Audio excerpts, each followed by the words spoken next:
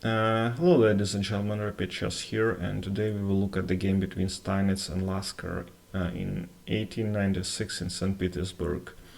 In this tournament, Lasker convincingly won with also Pillsbury and Chigorin playing, like local player. But at that point, Lasker already was a world champion, beating Steinitz, and Steinitz was like 59 years old, and he showed Lasker that he was very good at chess at some point, and why.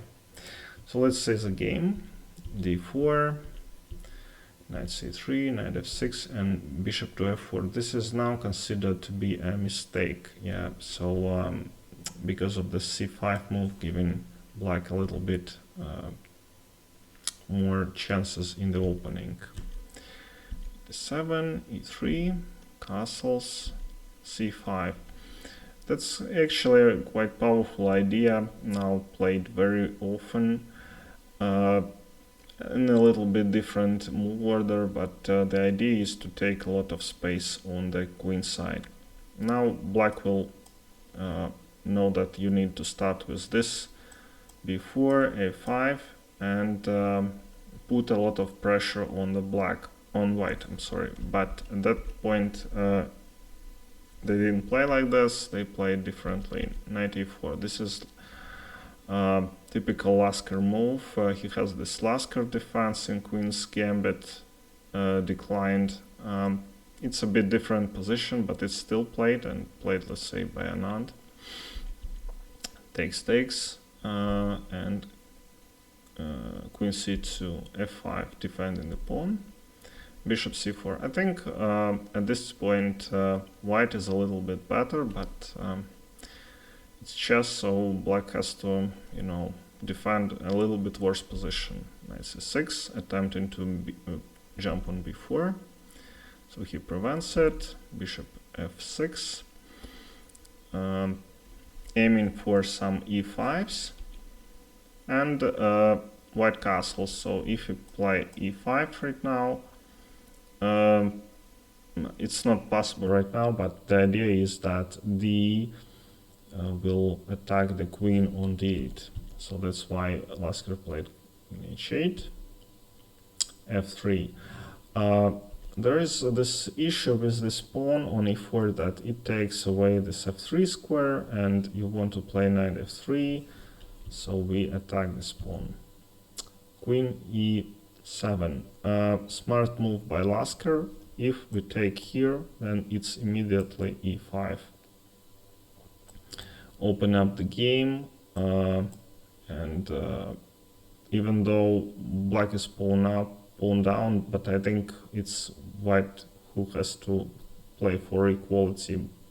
This position white is okay, but this queenside king is very vulnerable to attack, and I think black's king is much safer. So this was kind of trap, and Steinitz didn't fall for it. He played bishop back to g3 and f4. This is very typical for Lasker, so he likes it complicated, and he scored a lot of points in dubious positions. Yeah, so he tries.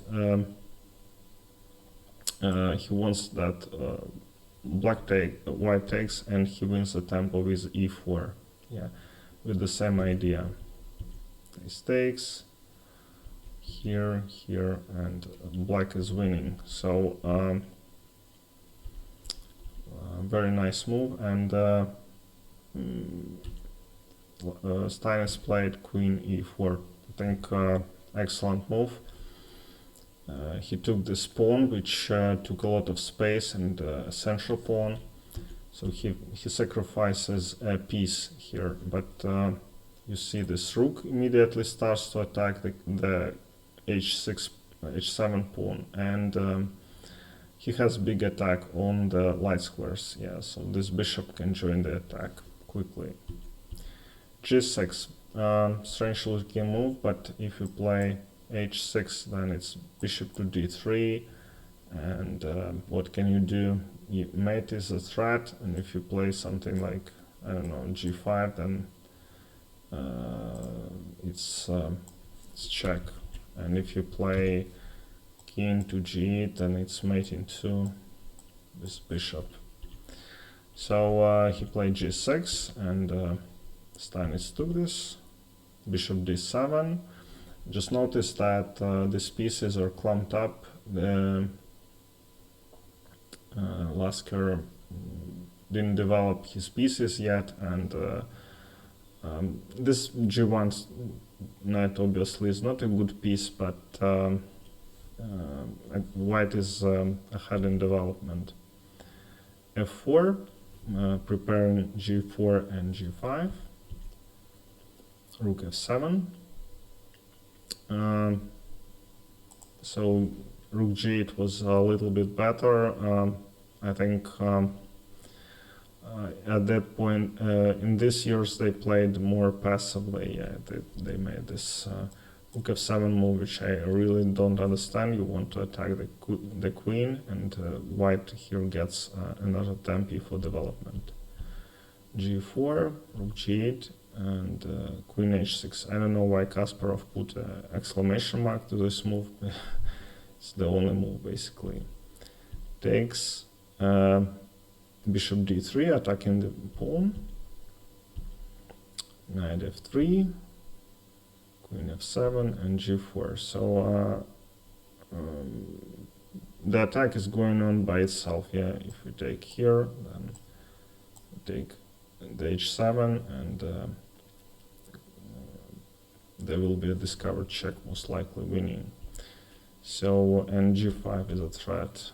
g8, g5, rook h2, doubling on the h-file. And very nice move, rook h1. I wouldn't consider it just because I'm attacking. I want to have a queen on board, but I think it's a very strong move. Now notice that two rooks and bishop, and even though black has so many pieces, but they're all not playing actually in this game, so white has advantage on the king side. Takes, wins the bishop. Basically black should resign here, and very nice move, bishop c4, like a joke. Yeah, attacking the e6, and if you take the rook here, then it's check, rook f7, and g6, winning another pawn and the game. So very nice win by Steinitz. Congratulations to him, and thank you very much for watching, and see you next time.